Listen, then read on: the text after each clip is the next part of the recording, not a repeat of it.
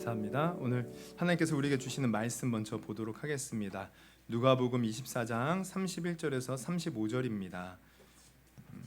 누가복음 24장 31절에서 35절. 한 가지 말씀드리면 지금 우리 이렇게 출입구 문이 약간 고장이 나서요. 확확 닫히거든요. 그래서 다치지 않도록 조심하시고 또 이렇게 예배 시간에 왔다 들어갔다 하실 때는 좀 이렇게 살짝 이렇게 닫아 주셨으면 좋겠습니다. 우리 누가복음 24장 31절에서 35절 제가 대표로 봉독하겠습니다. 우리 같이 한 절씩 교독하고 마지막 절 같이 읽습니다. 그들의 눈이 밝아져 그인 줄 알아보더니 예수는 그들에게 보이지 아니하시는지라.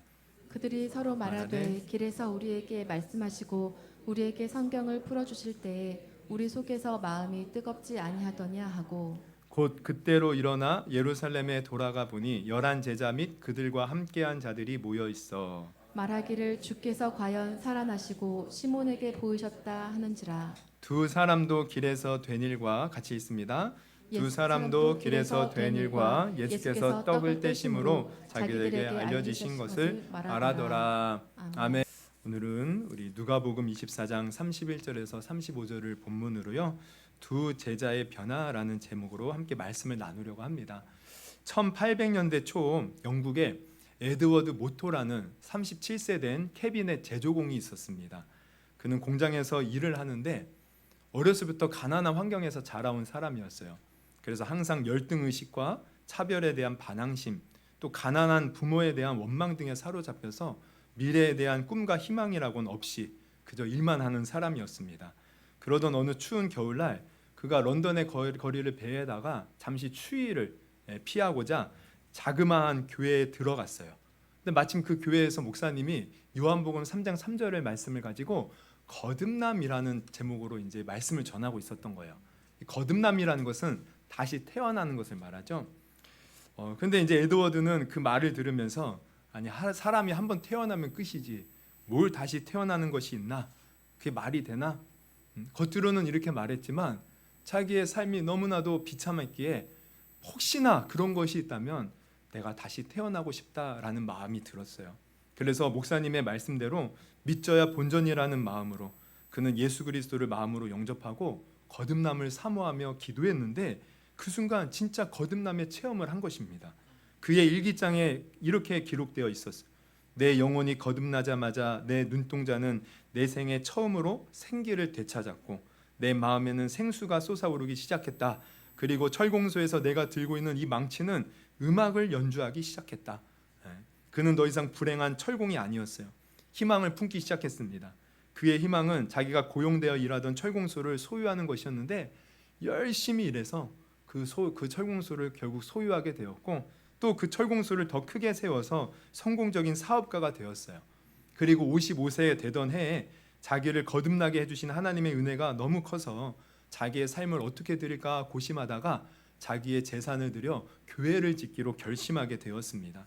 그리고 자신의 재산을 들여 교회를 짓고 봉헌하던 그날 그는 자신을 축복해 주시고 소망을 주신 하나님의 은혜가 너무나도 감격스러워서 자신의 신앙을 고백하는 시를 하나 지었는데 그 시가 바로 찬송가 488장이었어요. 이 몸의 소망 무언가, 이 몸의 소망 무언가, 우리 주의 문 살살 닫으세요. 문일세 우리 주 예수 밖에는 믿으리 아주 없도다. 주 나의 반석이시니 그 위에 내가 서리라. 그 위에 내가 서리라. 아멘. 여러분, 우리 기독교는요 가만히 보면 변화의 종교입니다. 우리가 정말 하나님을 제대로 믿고 하나님 안에서 우리가 새롭게 태어나면 우리의 인생은 변화될 수밖에 없는 거예요. 절망과 좌절에서 희망을 품는 마음으로 바뀌고 어두웠던 삶이 하나님의 영광의 빛이, 생명의 빛이 비추는 아름다운 삶으로 바뀌게 되는 것이죠. 여러분, 우리 가운데서도 우리의 삶도 항상 언제나 하나님의 아름다운 은혜로 충만해지는 그러한 인생, 삶이 될 수 있기를 주님의 이름으로 축원합니다. 그런데 이런 변화를 우리가 겪는데 가만히 보면 이 변화가 한 번에 변화되는 것이 아니라 우리 안에는 여러 가지 또 변화될 것이 있어요. 오늘 본문에서 이제 그것을 발견하게 돼요. 이러한 변화들이 모여서 전체 우리의 인생이 변화되더라는 거죠. 그래서 우리가 어떤 변화들이 먼저 있어야 되는가 봤더니 첫째는 우리의 어두웠던 눈이 열려야 됩니다. 할렐루야. 오늘 이제 본문을 보면 우리가 이제 제가 이제 31절부터 이제 보게 되었는데 사실 이 내용은요 13절부터 시작되는 거예요. 13절에 보면 두 사람이 나와요. 근데 이 사람은요 이제 주님의 이제 제자들이에요. 사실 12제자 중에 사람들은 아니고 이제 예수님을 평소에 기쁜 마음으로 즐거운 마음으로 따랐던 사람들 중에 그 이제 제자들 2명. 근데 이 사람들이 어디를 가나 봤더니 엠마오라는 고향으로 가고 있었어요. 왜요? 예수님이 십자가에 처형당하시고 그걸 보고 절망하고 좌절했기 때문에 더 이상 이제 예수님을 따라봐야 소용이 없구나. 그래서 슬픈 얼굴을 하고 그냥 힘없이 고향으로 걸어가고 있었다는 거예요. 그래서 13절을 보면 이렇게 나와 있죠. 그날에 그들 중 둘이 예루살렘에서 25리 되는 엠마오라 하는 마을로 가면서.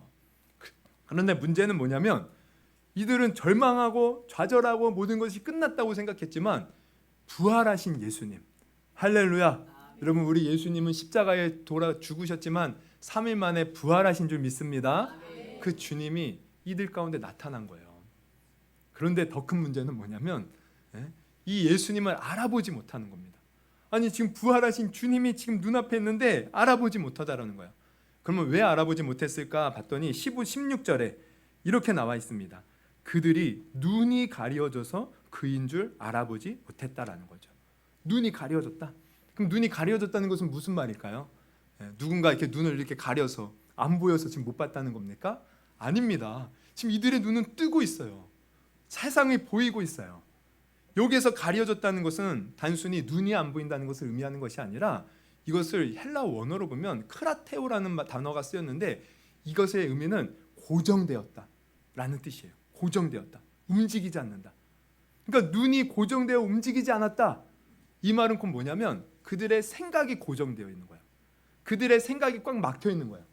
그들의 생각에는 뭐냐면 예수님이 이제 죽었으니 끝났구나. 죽으면 끝난 것 아닌가. 죽은 사람이 어떻게 다시 살아날 수 있을까?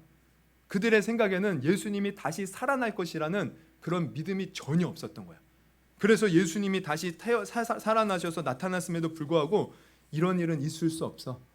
이것은 말도 안 돼. 그러면서 자기 생각의 문을 꽉 닫고 눈이 가리워져서 예수님을 못 알아봤다는 거죠.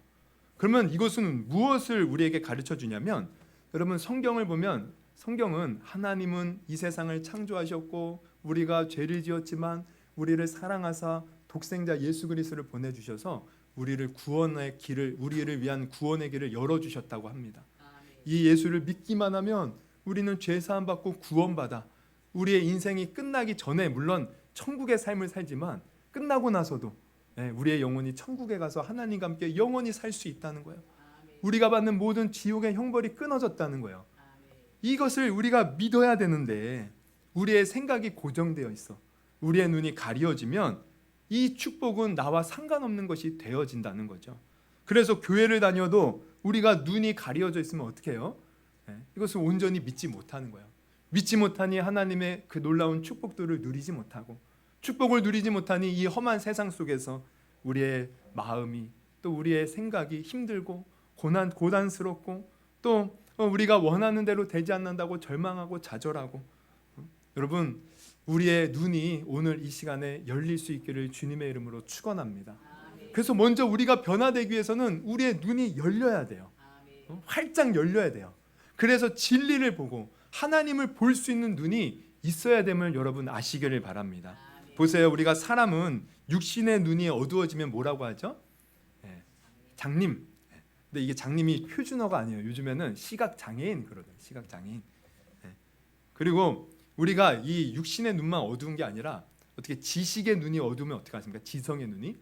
그러면 무식한 사람이 되는 거예요. 그리고 우리의 마음의 눈이 또 영의 눈이 어두워지면 어떻게 될까요? 여러분 영적인 소경이 되는 것입니다. 그래서 우리가 생각해 보면 육신의 눈이 어두운 사람이 불행할까? 아니면 마음의 눈이 어둡고 영혼의 눈이 어두운 사람이 불행할까 생각해 보면 우리가 생각할 때는 당연히 육신의 눈이 어두우면 불행하다고 생각하죠. 그러나 그렇지 않습니다. 우리의 영의 눈이 어둡고 마음의 눈이 어두운 사람이 사실 불행한 거예요. 우리 미국에 유명한 헬렌 켈러라는 여성이 있었어요. 여러분 다 뭐 위인전개에서 다 보셨죠? 그녀는 미국의 작가이자 사회사업가로 사람들에게 존경받는 사람이었는데, 근데 그녀는 장애가 있었습니다.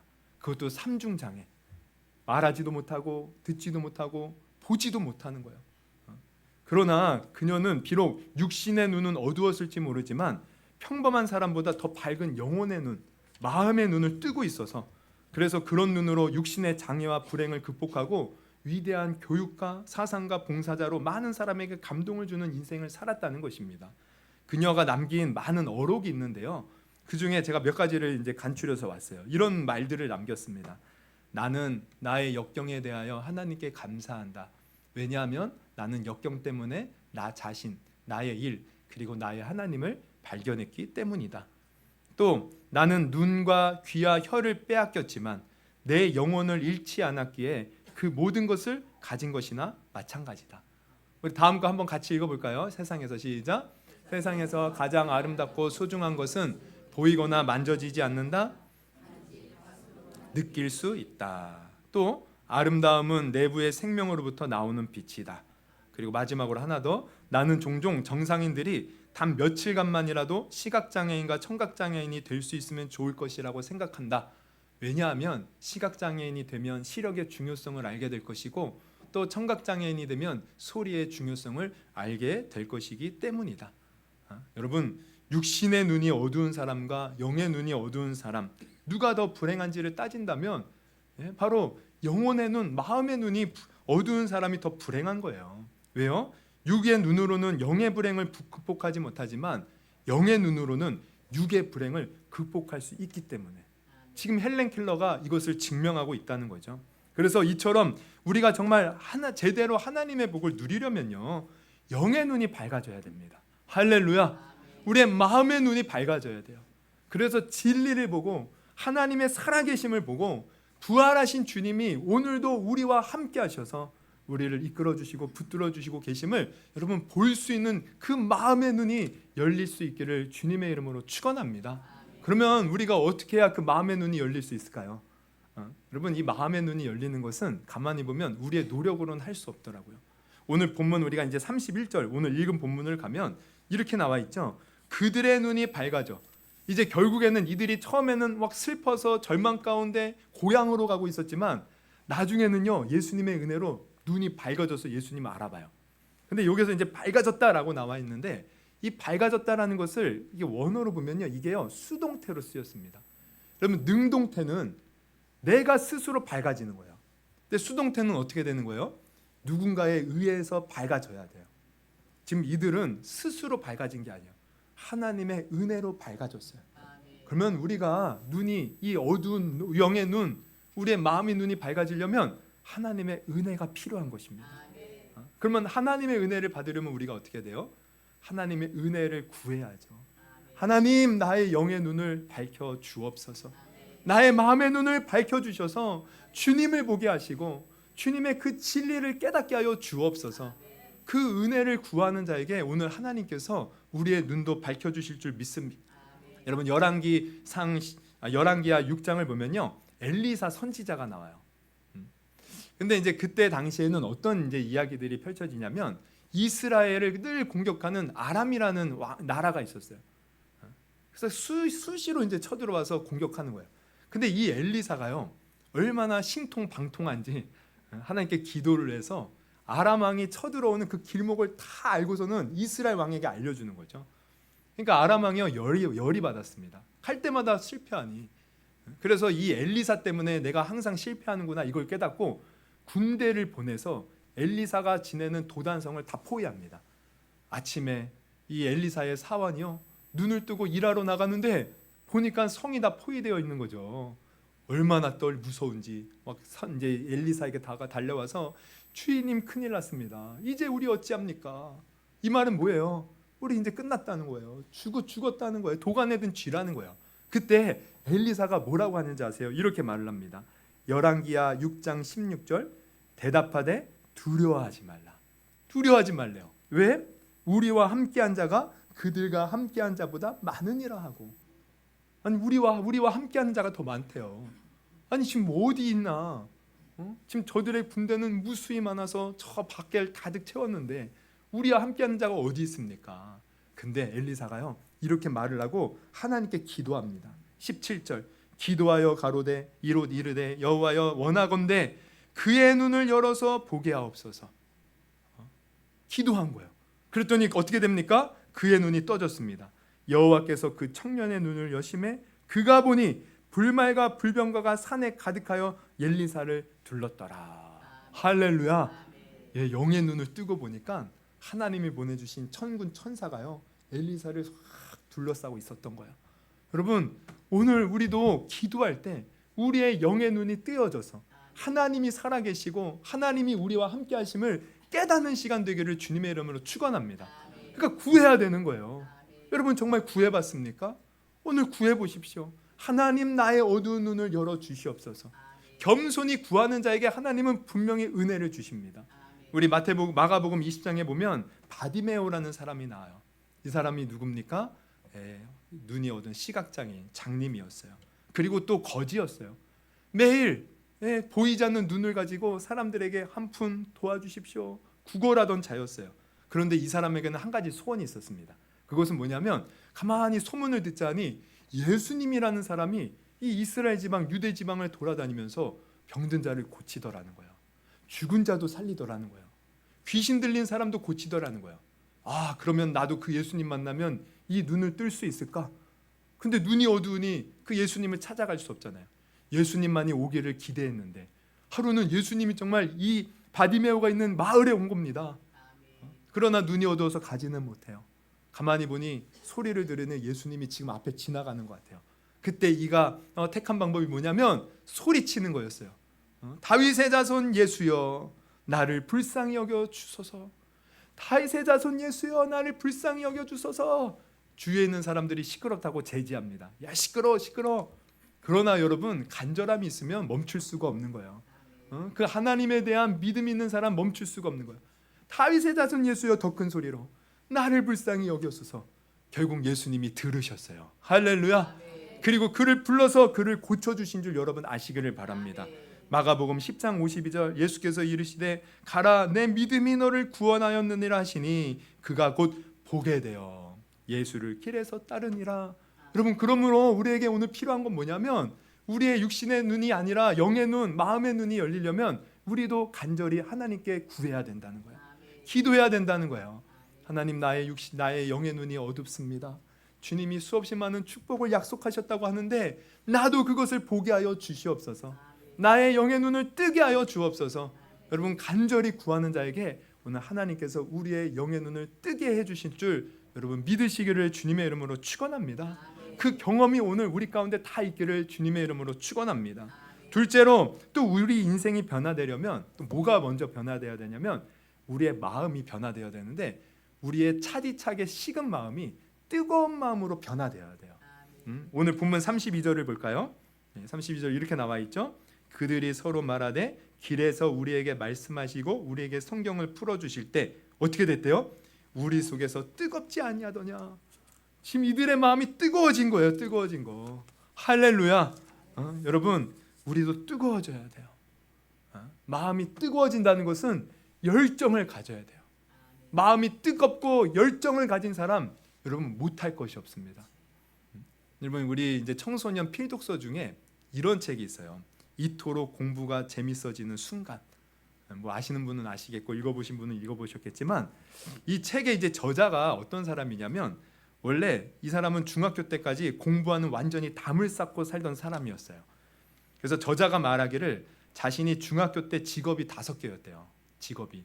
그게 뭐냐면 첫째는 열심히 노는 그냥 플레이어 그게 직업이었고 또 하나는 수업 시간에 잠만 자는 슬리퍼 그리고 셋째는 하루 2시간 이상 TV를 보는 아주 TV 애독자 시청자였고 또 넷째는 새벽까지 컴퓨터 게임을 하는 게이머였고 다섯째는 인터넷에 떠도는 모든 만화를 보는 웹툰 독자였대요. 열정 독자. 그래서 학생으로는 공부는 안 하고 그냥 놀았다는 거죠. 그런데 저자가 나중에는 정신을 차리고 열심히 공부를 해서요, 서울대 법과, 연세대 경영학과, 동의대 한의학과 동시에 합격했다는 거예요. 그래서 그 비법을 알려주는 것이 그 책의 내용인데, 다른 것이 아니라 그가 어떤 계기를 통해서 열정을 가졌다는 거예요. 공부에 열정을 가지고 정말 미친 듯이 공부했더니 그렇게 되었다는 것입니다. 그래서 제가 그 책을 보면서 깨달은 것은, 저야 이미 늦었으니까 지금 열정을 가지고 공부한다고 되는 건 아니지만, 그런 걸 깨달았어요. 그래, 열정을 가지면 우리 못할 것이 없지 않나. 그러니까 문제는 우리가 열정이 없고 뜨거운 마음이 없는 것이 사실 문제라는 거예요. 신앙생활에도 우리가 뜨거운 마음을 잃어버리잖아요. 그럼 교회 오는 거 쉽지 않습니다. 말씀 보고 기도하는 것이 얼마나 어려운지 몰라요.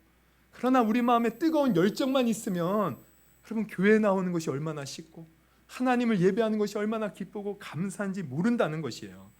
그래서 사도 바울은요, 디모데에게 이제 마지막 사도 바울이 이제 떠나기 얼마 앞두고 자기가 죽을 것을 예견하고요, 디모데에게 마지막에 유서와 같은 편지를 보내는데 그게 디모데 후서거든요. 그때 이 아들 디모데에게, 이제 복음으로 낳은 아들이죠, 부탁하는 말이 이겁니다. 디모데 후서 1장 6절, 그러므로 내가 나의 안수함으로 내 속에 있는 하나님의 은사를 다시 부릴 듯하게 하기 위하여 너로 생각나게 하노니. 이 말은 다시 네 마음에 부릴 듯 열정이 피어오르기를 원한다는 거예요. 그러면 어떻게 돼요? 하나님이 우리에게 주신 것은 두려워하는 마음이 아니요 오직 능력과 사랑과 절제하는 마음이니. 그러니까 이 뜨거운 마음, 부릴 듯 일어나는 그 마음만 있으면 어떤 두려운 일이 있어도 이길 수 있다는 거예요. 그 뜨거운 마음만 있으면 주님의 그 능력으로 행할 수 있고, 뜨거운 마음만 있으면 어떤 영혼도 사랑할 수 있고, 뜨거운 마음만 있으면 세상의 유혹을 이기고 경건하게 하나님의 뜻을 따라 절제하며 살아갈 수 있다는 거예요. 여러분, 정말 우리에게 필요한 건 뜨거운 마음입니다. 차디차게 식은 마음으로 뭘 할 수 있겠습니까? 그러나 우리가 뜨거운 마음만 있으면요, 우리가 어떤 상황 속에서도요, 놀라운 일들을 행할 수 있는 거예요. 그 미국의 유명한 부흥사인 무디 목사님이라고 있었어요. 1872년 영국의 조그마한 교회에서 부흥회를 열었는데, 정말 조그마한 교회예요, 마을에 있는.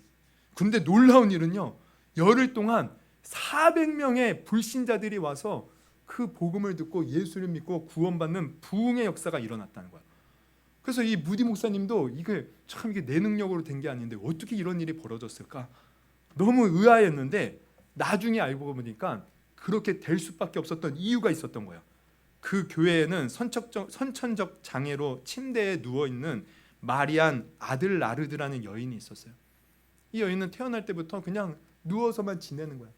누워서 이렇게 밖에를 보면서 사람들이 지나가는 걸 보고, 교회를 보고, 누가 와줘서 말씀을 듣는 그 말씀을 듣고 이제 예수를 믿고 구원을 받은 사람인데, 근데 이 여인에게는요, 항상 무디가 오기 전부터 늘 쉬지 않고 기도하는 것이 있었습니다. 그것이 뭐냐면, 하나님, 나는 몸이 이래서 교회에서 큰 일은 하지 못하지만 우리 교회에 부흥을 주시옵소서, 부흥을 주시옵소서. 이 교회에 큰 부흥이 임한 것은 바로 이 여인이 포기할 줄 모르는 뜨거운 중보 기도로 말미암아 되어졌다는 것을 나중에 알게 된 것입니다. 여러분, 정말 우리에게 뜨거운 마음이 있으면 돼요. 그러면 어떠한 고난과 역경도 이겨낼 수 있는 것이에요. 뜨거운 마음만 있으면 그 어떤 것도 우리를 가로막지 못하는 것입니다. 그러니까 우리에게 문제는 뭐예요? 사실 돈이 없는 것도 문제가 아니고, 건강을 잃은 것도 문제가 아니고, 재능이 없는 것도 문제가 아닙니다. 사실은 뜨거움이 없는 것이 문제예요. 여러분, 오늘 우리에게 이 뜨거운 마음, 뜨거운 주님을 향한 열정이 우리 가운데도 불일 듯 일어날 수 있기를 주님의 이름으로 축원합니다. 그러면 우리가 이 뜨거운 마음을 어떻게 가질 수 있을까? 그것은 다른 게 아니에요. 하나님을 알면 돼요. 오늘 다시 본문 32절을 보면 그들의 속이 뜨거워진 계기는 뭐냐면, 그들이 서로 말하되 길에서 우리에게 말씀하시고 뭐래요? 성경을 풀어주실 때. 예수님이 나타나셔서 이들에게 말씀을 풀어주신 거예요. 깨달아진 거예요. 그래서 하나님이 하실 일을 알게 된 거예요. 하나님이 예수님을 통해서 이 세상을 구원하신 거구나. 예수님이 십자가에 죽으신 것은 우리가 망한 것이 아니라 그분이 다시 부활하셔서 우리의 모든 구원을 이루신 놀라운 하나님의 역사들이구나. 그러면 우리도 알아야 됩니다. 하나님을 여러분 알아보십시오. 하나님을 아는 데 힘쓰십시오. 우리가 하나님을 아는 만큼 우리 속에 열정이 일어나는 거예요. 그래서 이 호세아 선지자는 그 우상 숭배로 차지차게 식은 백성들에게 호소를 합니다. 뭐라고 호소합니까? 호세아 6장 1절에서 3절. 오라 우리가 여호와께로 돌아가자. 여호와께서 우리를 찢으셨으나 도로 낫게 하실 것이요 우리를 치셨으나 싸매어 주실 것이라. 여호와께서 이틀 후에 우리를 살리시며 셋째 날에 우리를 일으키시니 우리가 그의 앞에서 살리라. 3절 우리 같이 읽습니다. 시작. 그러므로 우리가 여호와를 알자. 힘써 여호와를 알자. 그의 나타나심은 새벽 빛같이 어김없나니 비와 같이 땅을 적시는 늦은 비와 같이 우리에게 임하시리라 하니라.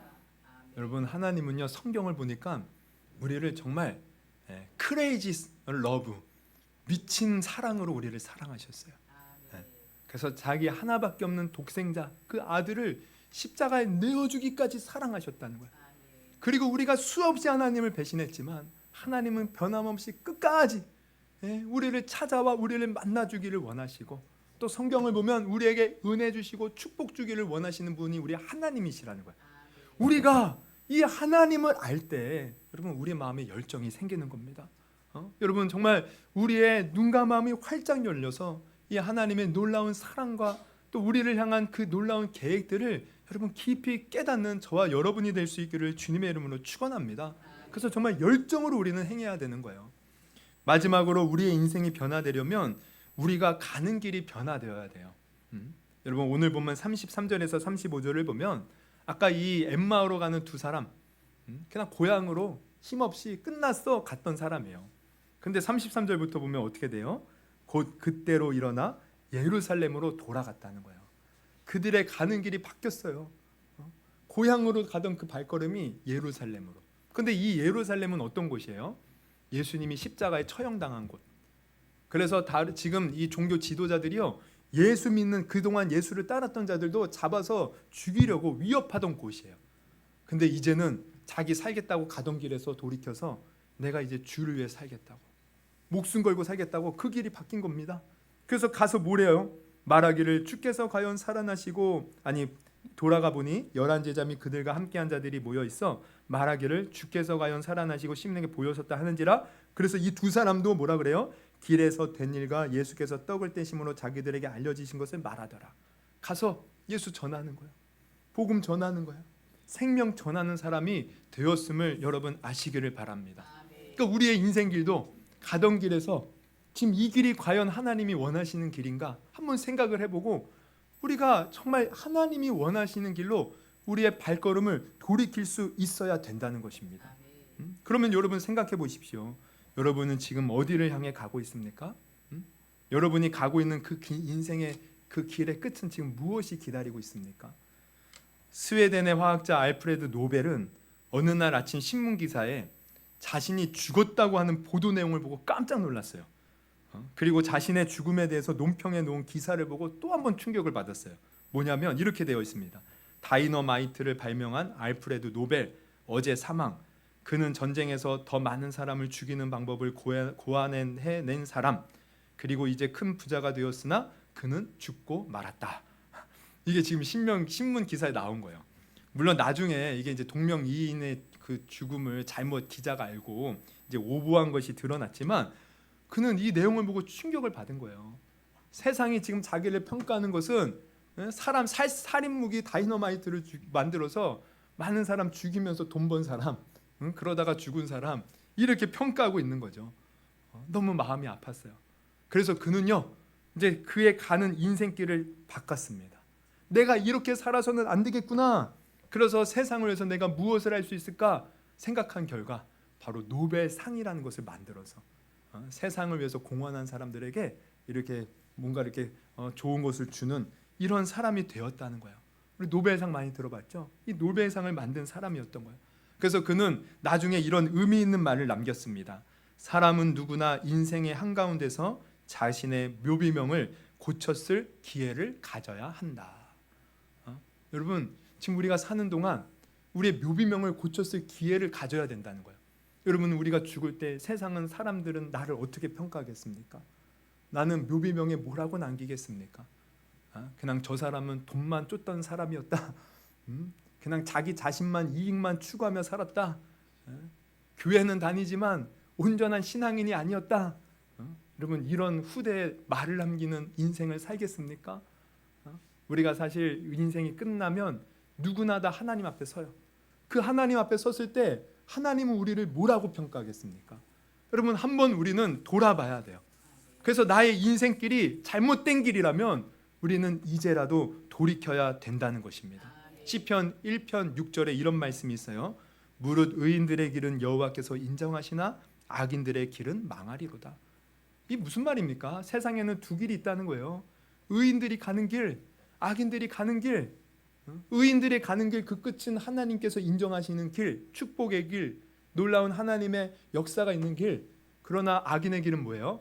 망하는 길, 멸망당하는 길. 그럼 우리는 지금 어느 길을 가고 있습니까?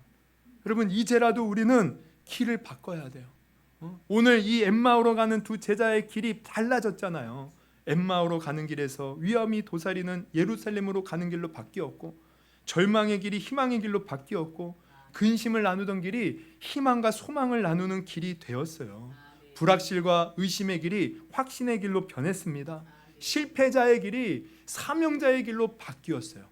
여러분 우리의 길도 오늘 이 순간 바뀔 수 있기를 주님의 이름으로 축원합니다.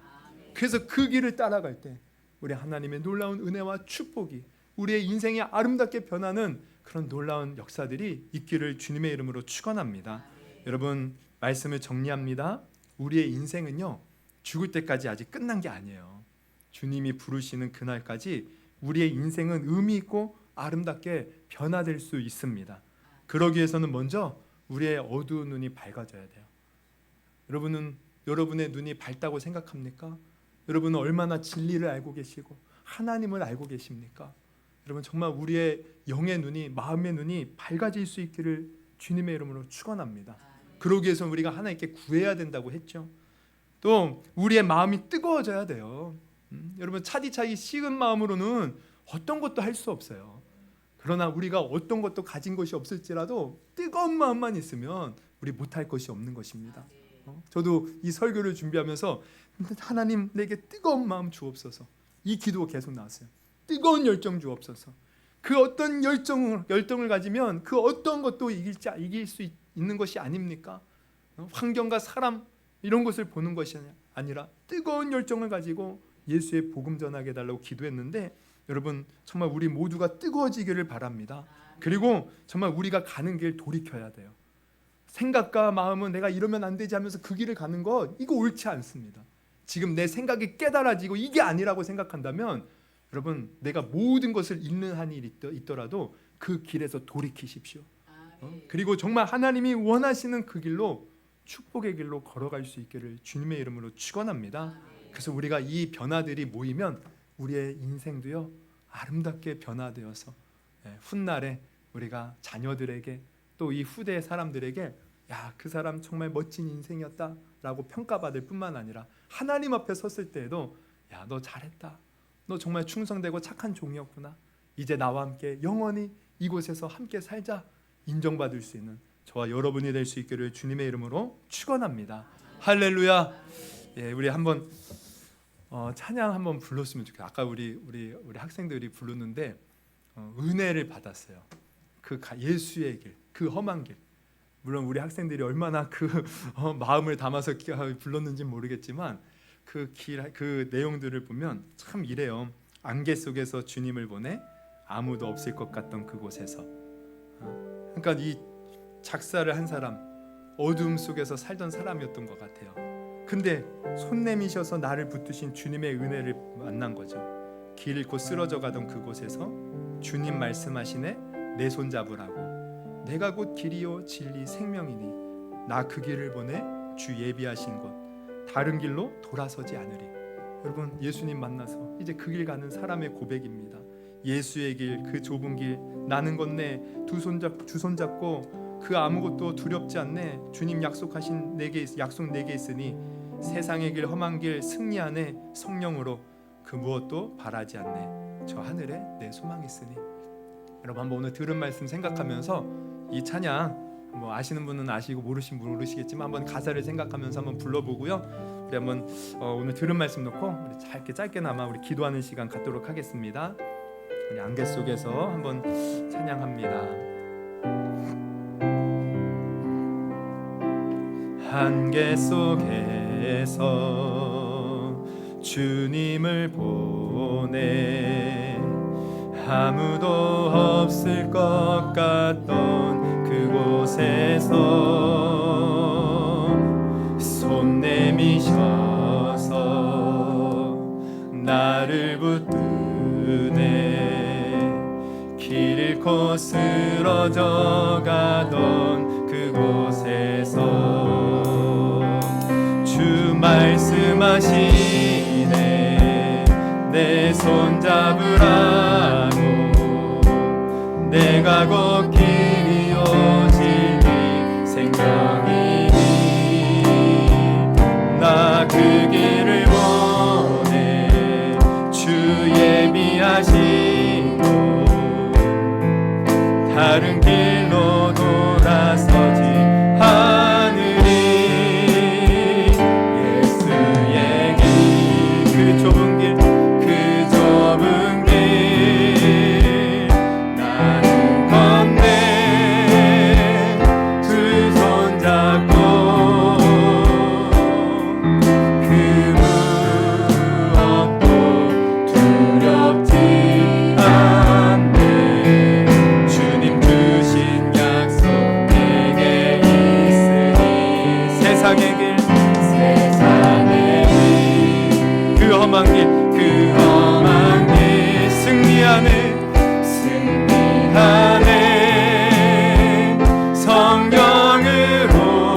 성령으로 그 무엇도 바라지 않네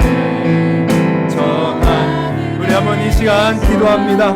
하나님 나의 눈을 열어 주옵소서 나의 마음을 뜨겁게 하옵소서 나의 발걸음을 돌이켜 주님이 원하시는 생명의 길로 걸어가게 하여 주옵소서. 우리 한번 들은 말씀 놓고 주여 한번 부르시고 기도하시겠습니다.